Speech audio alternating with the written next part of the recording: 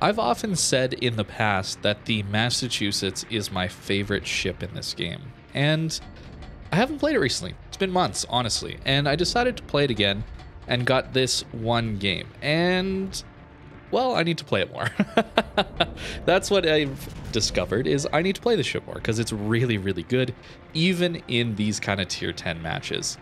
Something you should know about, though, is I have a second channel. I started it back in summer, and I haven't done anything with it really since then. But I really would like to post just straight highlights from my live streams, where it's just live commentary. There's nothing really mass production about it. There's no post commentary. It's just what I'm thinking, what I'm saying in the moment. So if you're looking for more longer form games where I'm not cutting out the boring parts and you want to hear my reactions to the game live, that kind of thing, perhaps some conversations I'm having with the Twitch chat, go check it out. I've got a linked in the description down below.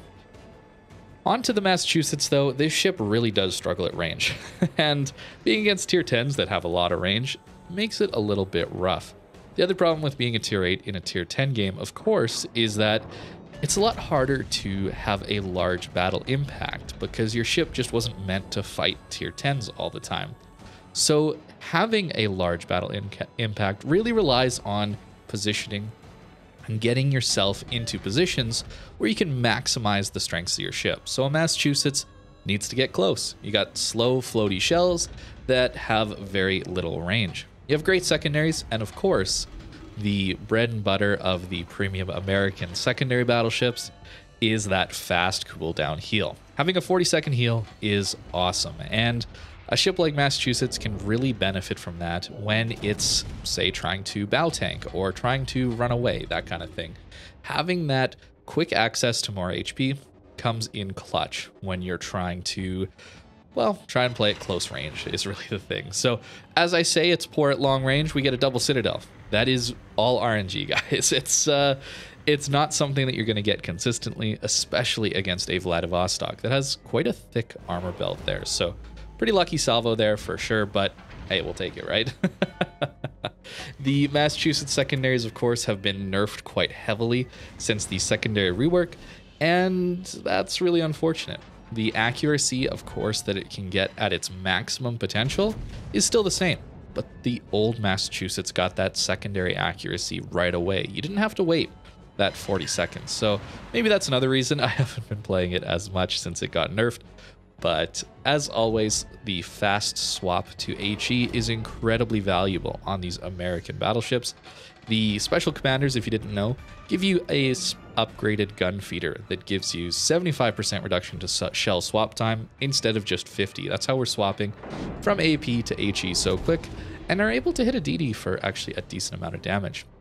You're noticing I'm playing quite passive here, and that's something I really struggle to do, especially when there's a cyclone coming. I get so excited about the brawl and the close range fights that are going to happen that I often try and force them too soon.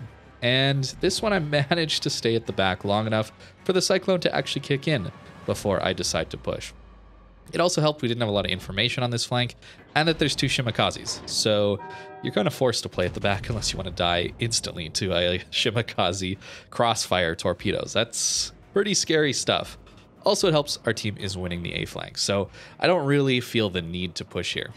Unfortunately, we don't quite finish off the Richelieu. However, Summers gets some lucky torps in on the Shimikaze.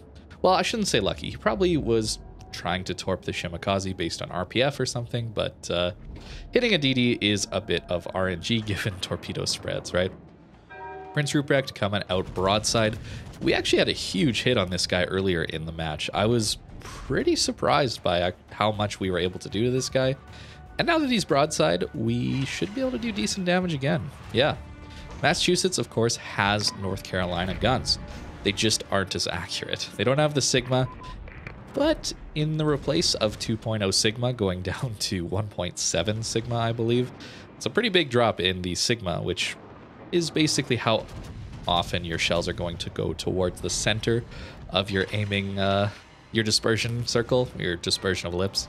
So it's not good. You want big Sigma numbers. That's why Yamato has 2.1 Sigma, that kind of thing.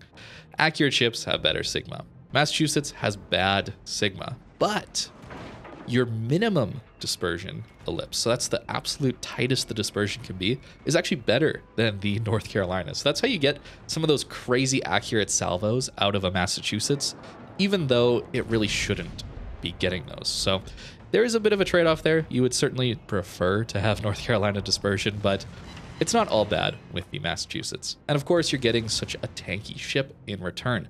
This ship is much smaller than the NC and appears to have better armor, but in reality, it's down to the maneuverability, in my opinion, and the fast cooldown heal that makes this ship feel like it's a little bit tankier.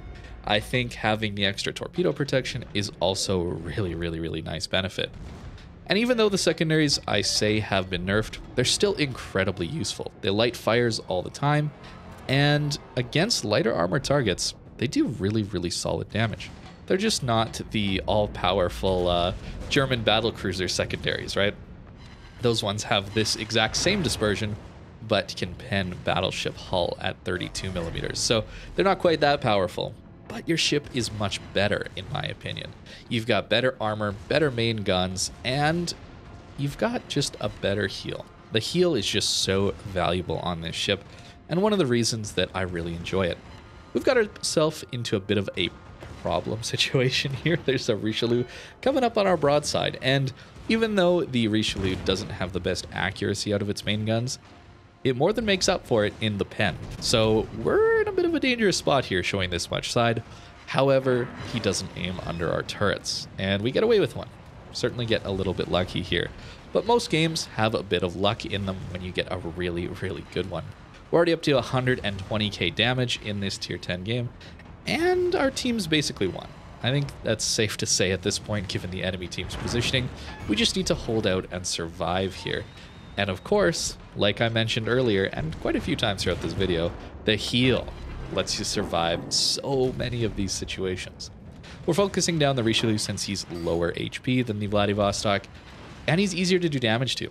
Russian battleships have an entirely smaller superstructure than most other battleships in the game, so it's really difficult to do damage to them when they're bow on. Richelieu, of course, does not. It has a massive superstructure, so that's what we're aiming up into. As well, the carrier is getting some really good drops on the Vladivostok, so we had some pretty good help in this one. We didn't win a 1v2. This was definitely a fair or even unfair fight for these two battleships pushing in, now that we have a key for support. And this key is going to come in clutch in the next couple of minutes here, but for now, our carrier finishes off the Vladivostok. I'm sure he had a great time with that crossfire that was set up. Yeah, I'm sure he had fun with that. And then, of course, the Richelieu is left on low HP against two ships. That's really not going to go so well. And you notice we still have a lot of HP left. And that's the beauty of the Massachusetts. You lose health. You're not like a Russian battleship where you just tank through things, but you just gain the health back so quickly thanks to this heal. I really am enjoying Massachusetts, and it's a ship I really need to play more, because it's always been my favorite ship in the game since it released. I loved this thing when it released, and playing this match really reminded me why I liked it so much. So if you've got it, definitely give it a shot. It's still really solid. And of course, if you can wait for Black Friday, it should be back again in its Massachusetts B format. So definitely keep an eye out for that one. I really think this thing's awesome. And here, the key coming in clutch for the Bourgogne. Bourgogne's an incredibly scary ship to fight against, and the key kind of just nuked his health pool with his torpedoes. I always seem to forget about the key and his torps, but definitely came in clutch there to finish off this game. We ended up with 172,000 damage. Not the highest damage, but really solid for a tier 10 game where we're definitely at a disadvantage. And even top score with nearly 3k base XP. A solid game in the Massachusetts. Unfortunately, we didn't get a chance to use Halsey's Confederate bonus, which of course is a beautiful reduction to your reload. So that is one of the best things about these commander changes that came through. Even though we lost some of the secondary power, having the ability to swap some of these special commanders off of your cruisers onto some premium American battleships and still have a battleship build while retaining the cruiser build on the cruiser side of things is such a nice quality of life feature, and it allows me to use Halsey on a lot more ships. but this is the build that I'm running right now. You'll notice I'm taking extra healing instead of extra fire prevention. So that really comes down to positioning. And I think most of the time I'm preferring having an extra heal, at least right now. If you go back and look, you'll notice I swap back and forth. I often change my builds on these secondary battleships, trying to maximize my current playstyle. Right now, I find myself generally in situations where I'm not requiring fire prevention, where I'm in a situation where I can disengage. I'll get lit on double fire, maybe even triple fire, but then I can hit repair, my damage control, and then get behind an island and then wait for that damage control to come back. That's how I'm trying to play it, and that's a massive weakness that I'm trying to mitigate through my playstyle. But if you're wanting a general build, probably swap out and go for fire prevention instead if you're not sure on your positioning. So that is going to be the commander, and then of course I'd say the upgrades are pretty standard. Sometimes I do run propulsion mod depending on how I'm feeling, but pretty standard build. The Massachusetts is a ton of fun, and I think is still my favorite ship in this game. Thank you very much for watching, and I hope you have a great rest of your day. Oh yeah, and don't forget to check out the second channel where I'm uploading highlights and this game in full with my live commentary. Again, thanks for watching, guys, and I'll see you later.